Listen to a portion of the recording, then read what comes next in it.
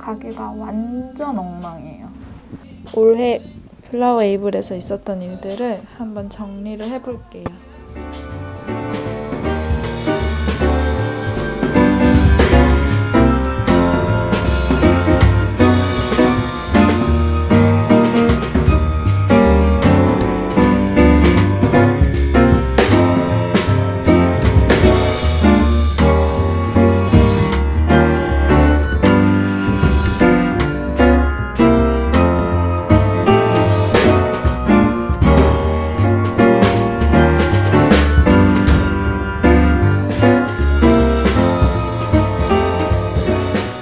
2020년 마지막 출근일이에요, 저.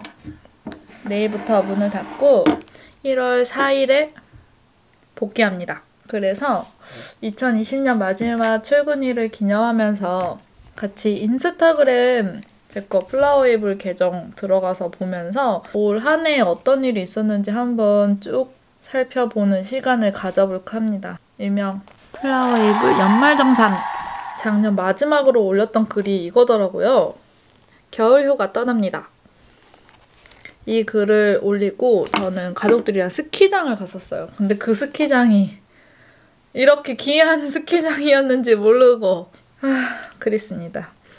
그래서 이렇게 겨울휴가를 갔다가 저는 또 다시 복귀해서 소처럼 일을 했습니다. 꽃다발도 만들었고요. 클래스도 했었고요. 설날에는 용돈 봉투를 정말 열심히 만들었던 기억이 납니다. 용돈 봉투를 열심히 만들어서 이때는 막 또 설날에 많이 고향도 내려가시고 그랬으니까 뭐 같이 만드는 클래스도 했었고 재밌게 설날을 보내고 2월쯤부터 이제 코로나가 슬슬 퍼지기 시작했어요. 그래서 그 기억이 졸업식이 이제 2월에 있잖아요. 그때 졸업식에 보통 3만 원 정도 크기의 다발을 많이 하시는데 이때는 졸업식이 많이 취소되고 아니면 간소화해서 진행을 하면서 2만 원 정도 되게 자그마한 다발을 많이 팔았던 기억이 납니다. 그때부터 좀 실감이 났어요. 코로나 타격이 있네? 좀 못 벌겠는데 큰일 났는데? 이런 느낌? 그래도 꽤 열심히 일을 했죠. 그때만 해도 희망적이었어요. 그러다가 이제 발렌타인데이 때 88파운드 사장님이랑 같이 꽃 쿠키 상자 요거 기억나실 거예요. 되게 많이 사가셨는데 요거 되게 열심히 팔았어요. 그래서 요것도 텅텅 비어가면서 열심히 일했었죠. 그러다가 이제 3월이 돼가니까 그때쯤이야 점점 실감이 나더라고요. 행사들도 되게 많이 취소가 됐었고 진행을 하려고 했었던 이벤트들도 많이 취소되면서 이때 아마 제가 처음으로 대출을 받았을 거예요. 그 코로나 긴급대출? 여기는 되게 제가 소자본으로 시작했었기 때문에 제가 모아놓은 아주 작은 돈으로 시작을 했었거든요. 근데 제가 인생에서 처음으로 그렇게 현금이 필요해서 빚이라니. 하지만 그게 제 사업이 더 커지고 더 굳건해지는 첫 걸음이다 생각하면서 긍정적인 마음으로 대출을 냈었던 기억이 납니다.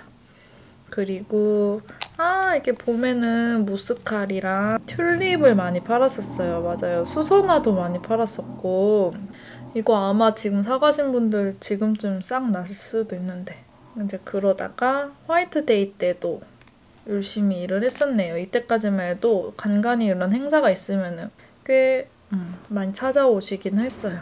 그리고 아현동 공장을 이때 처음 갔군요. 제가 아현동 공장에 가서 의류 공장에서 패턴 뜨고 남은 천들을 가져와서 리본으로 활용하는 거를 올해부터 하게 되었습니다.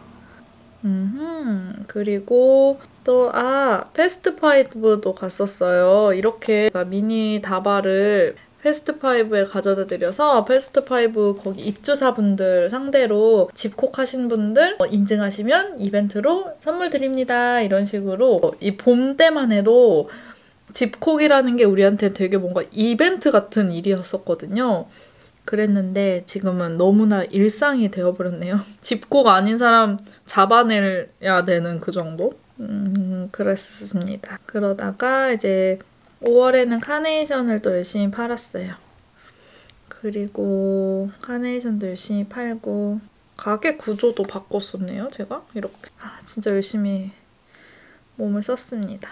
이제 여름쯤 되니까 진짜 가기가 많이 어려워지더라고요. 정말 발길도 많이 끊겼고 꽃은 마음의 여유가 그래도 어느 정도 있어야지만 오시는 건데 마음의 여유가 많이 없어지고 그랬었던 것 같아요, 여름에는. 그래도 되게 동네 분들이 많이 도와주셔가지고 금빵그 자리라는 주얼리 샵 겸 카페인데 여기 언니가 제가 이제 일도 너무 없고 그러니까 이렇게 화단을 또 꾸민다는 명목 아래에 저를 좀 도와줬던 이런 식으로 지내고 이제 가게만 있다 보니까 오가는 분들만 상대로 장사를 하기엔 너무 역부족이더라고요.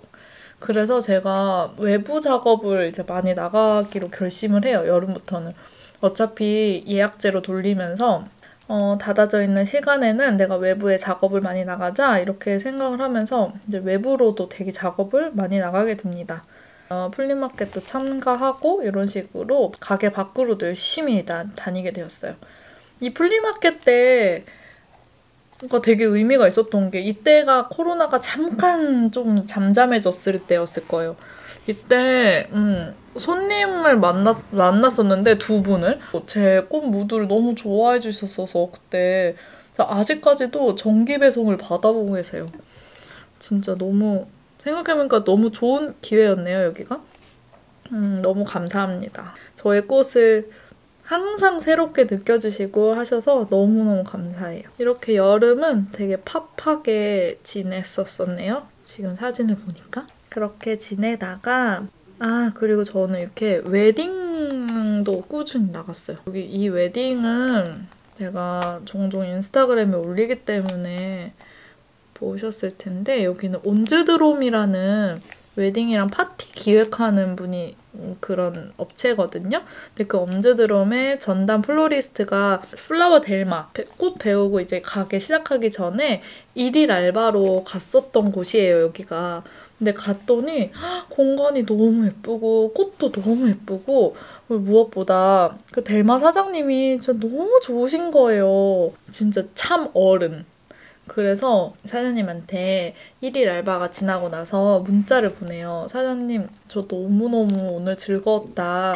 그래서 혹시 다음번에 기회 되면 저 또 불러주시면 안 될까요? 이렇게 했더니 사장님이 다음번에 일 있을 때 저를 부르시고 이렇게 하다가 그래서 되게 여러 번 일을 했죠. 그런데 나중에 제가 이렇게 가게를 열고 난 다음부터는 좀 한동안 못 다녔어요. 그러다가 이제 이렇게 코로나 때문에 제가 예약제로 돌리게 되고 그냥 쉬는 시간에는 이렇게 외부 활동할 수 있게 되면서 정말 열심히 웨딩을 가게 됩니다. 또 여기서 다행히 연명을 할 수 있는 기회를 얻어요. 소소하게 돈을 벌면서 너무 예쁜 꽃 계속 할 수 있어서 너무 행복했어요. 이 공간 너무 예뻐요, 여러분. 온즈드롬이고요. 여기는 명동 밀레오레 호텔 루프탑이거든요. 명동역 바로 앞에 있는. 그래서 루프탑이어서 되게 정원 스타일이고 내추럴한데 근데 또 위에 천막은 쳐져 있어서 날씨에 크게 구애받지 않는 그런 루프탑이에요. 지붕을 개방하면 야외로도 분류가 되기 때문에 이번 코로나 때 인기가 엄청 많았던 공간이에요, 여기. 그래서 여러분 만약에 이런 무드 좋아하시면 진짜 엄청 추천드립니다.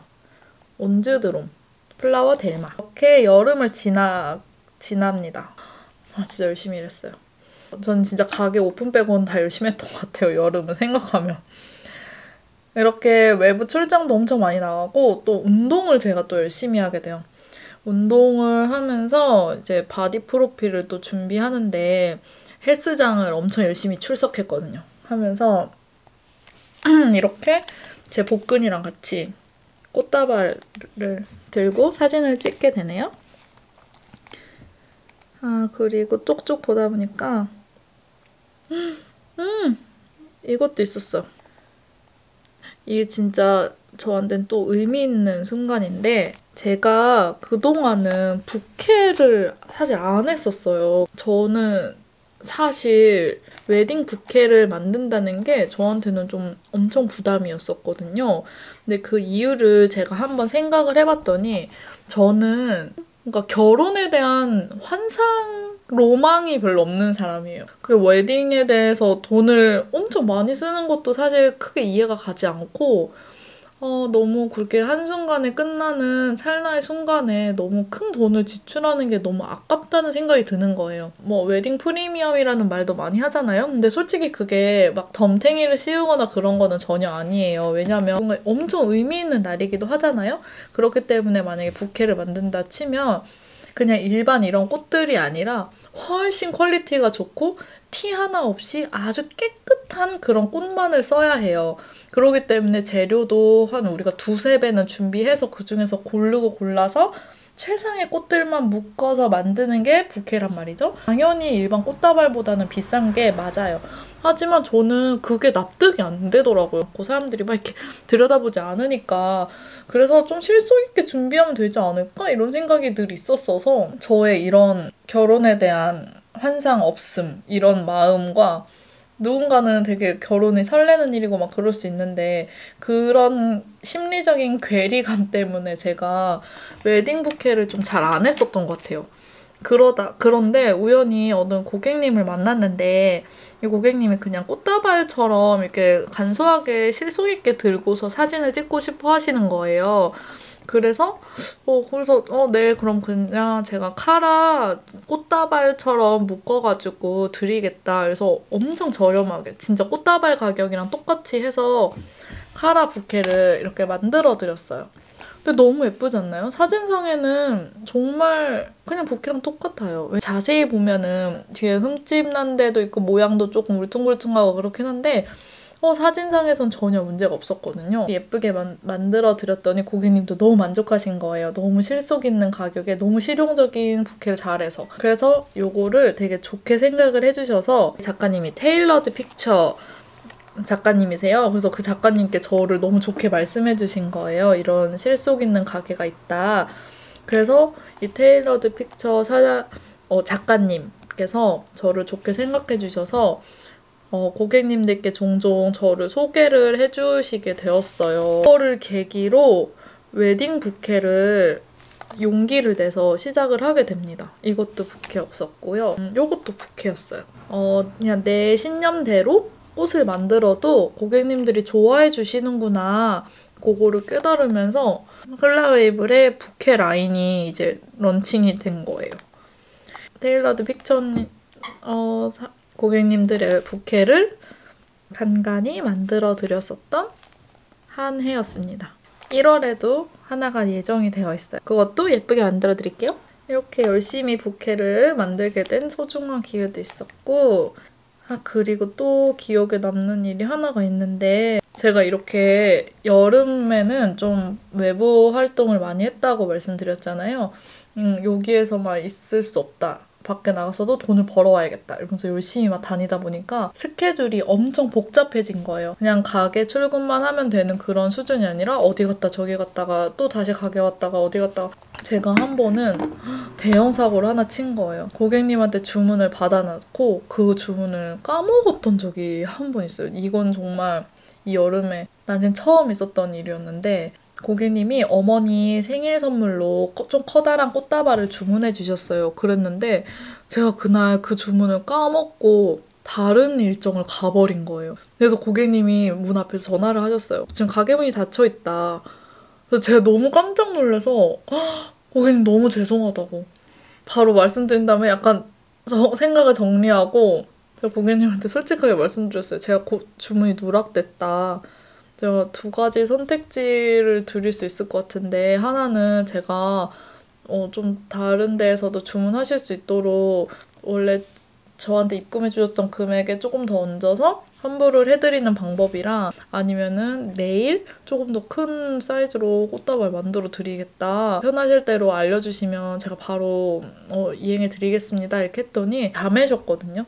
자매분이 이렇게 고민을 하시더니 그냥 내일 해주세요. 이렇게 된 거예요. 너무 죄송해서 바로 알겠습니다 하고 케이크 기프티콘을 보내드렸어요. 오늘은 일단 생일 재밌게 보내시고 내일 꼭 봬요. 이렇게 하면서 정리가 됐는데 또 그날도 외부 일정이 있어서 여기 셀프 픽업으로 임시 비밀번호 알려드리고 테이블에 꽃을 만들어서 두고 갔어요. 그리고 편지를 써놨죠, 그 밑에. 좋은 날에 제가 나쁜 기억 드려서 너무너무 죄송하다. 앞으로 절대 실수 없도록 더 다잡는 기회로 삼겠다. 정말 정말 죄송합니다. 이렇게 썼더니 거기에 고객님께서 예쁜 꽃 만들어주셔서 감사합니다 라고 답장을 써두고 가신 거예요. 그래서 이때 내가 부족한 점이 많은데도 오히려 이렇게 고객님들이 나를 이렇게 응원해주시고 좋게 생각해주시는 게 너무너무 감사하고, 한편으론 내가 이렇게 준비도 없이 막무가내로 그냥 패기 하나만으로 가게를 어쩌다가 이렇게 열었지? 이렇게 큰 일을 벌렸지? 이런 좀 두려움도 문득 찾아왔었고, 또 내가 지금 당장 너무 힘들어서 외부 일을 시작하면서 가게를 자꾸 또 소홀히 생각했던 게 옳은 방향이 아닐 수도 있겠다, 이런 반성도 엄청 많이 들었고요. 그래도 내가 하고 싶은 거, 내가 지키고 싶은 건 이 가게인데 그래도 내가 이 가게에 좀 더 집중해야 되는 건 아닐까? 이렇게 실수를 하면은 안 되는 거잖아. 이런 생각이 엄청 많이 들어서 그때부터 좀 외부 활동을 많이 정리하기 시작했어요.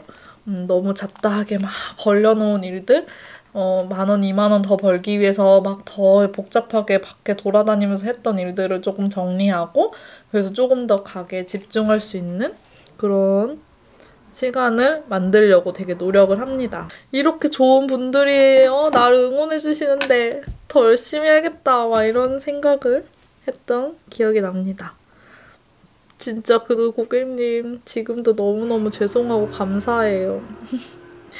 여름이 어찌어찌 지나서 가을은 조금 더 이렇게 고혹하게 보냈었네요. 꽃다발들을 주로 팔면서 또 소소하게. 또 그 와중에 에로플라스틱도 실천했어요. 비닐봉지, 멀쩡한 비닐봉지랑 멀쩡한 노끈들을 모아다가 제가 거래처에 다 돌려드렸어요. 차곡차곡 모아가지고. 근데 처음에 엄청 웃으시는 거예요. 이게 뭐냐고. 엄청 좋아하셨어요. 잘 쓰겠다고, 감사하다고. 이렇게 해주셨던 기억이 나고요. 그 다음에 헤베더유스가 우리 가게 찾아왔던 일도 있어요. 제가 친한 언니가 헤베더유스라는 속옷 브랜드를 런칭했었는데 와디즈에서 대박이 났었거든요. 그래서 그 언니가 이제 쇼룸이 필요하다고 해서 여기 공간을 2주 동안 빌려줬어요. 근데 저도 한번 사봤거든요. 친한 언니니까 샀는데 와, 완전 편해. 완전 예쁘고 안 샀으면 어떡할 뻔했어? 후회할 뻔했어요, 저. 아무튼 와디즈에서 정말 와디즈의 성공 신화를 찍는 걸 보고 저도 사실은 와디즈를 한번 해볼까 조금 고민하고 있습니다. 그래서 아마 봄쯤에 하나 와디즈에서도 상품을 런칭을 해볼까 지금 좀 생각을 하고 있습니다, 여러분. 잘 준비를 해볼게요. 무슨 상품을 들고 올지. 그리고 겨울 와서 이제 갈란드를 열심히 만들어서 팔았었는데 갈란드랑 리스를 줌 통해서 온라인 클래스도 했었거든요. 화상 수업에 대해서 예전에도 한번 시도를 했었는데 생각보다 반응이 좋진 않았어서 이번에는 사람들이 줌, 웹엑스 뭐 이런 게 이제 너무 대중화됐잖아요. 그래서 그런지 너무 꺼리낌 없이 저를 너무 잘 받아들여 주시는 거예요. 그 화면 속의 저를. 너무 소통도 재밌었고 이렇게 낯선 사람이랑 수다 떨고 막 이랬던 기회가 너무너무 없었잖아요. 한 1년 동안. 그래서 너무 반갑고 너무너무 재밌는 거예요. 그래서 너무 재밌게 수업을 했어요. 그리고 또 이렇게 강연도 했어요.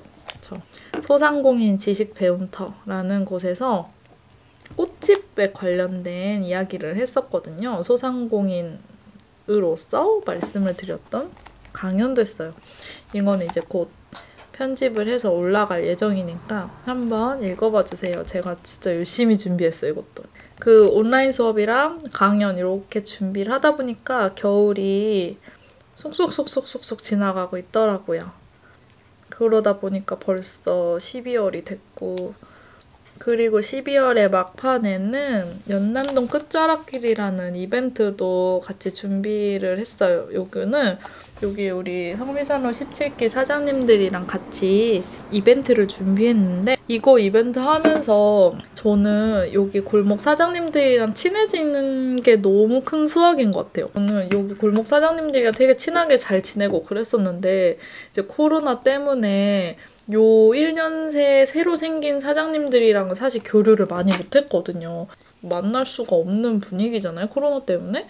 그래서 더 친하게 지내고 싶은데 그게 되게 아쉬웠었다가 같이 기획하고 막 이야기도 트고 얼굴도 트고 이렇게 하면서 너무 재밌어졌어요. 그래서 저는 2021년이 정말 엄청 기대가 됩니다.